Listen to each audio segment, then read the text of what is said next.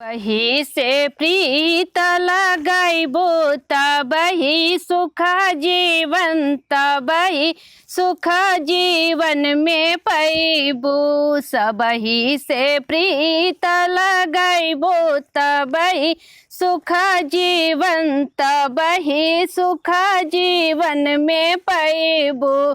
सासु घर की देवी ससुर घर देवता, सासु घर देवी ससुर घर देवता, दोनों से शीस झुकैबो तबही सुख जीवन, तबही सुख जीवन में पैबो। दोनों से शीस झुकैबो तबही सुख जीवन, तबही सुख जीवन में पैबो।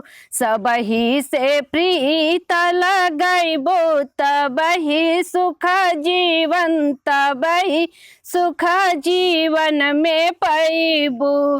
जेठ जी का आदर जेठान जी का आदर, जेठ जी का आदर जेठान जी का आदर, यही कुल कला जब बचैबो तबही सुख जीवन, तबही सुख जीवन में पैबो। यही कुल कला जब बचैबो तभी सुख जीवन, तभी सुख जीवन में पैबो। सबही से प्रीत लगाइबो तबही सुख जीवन, तबही सुख जीवन में पैबो।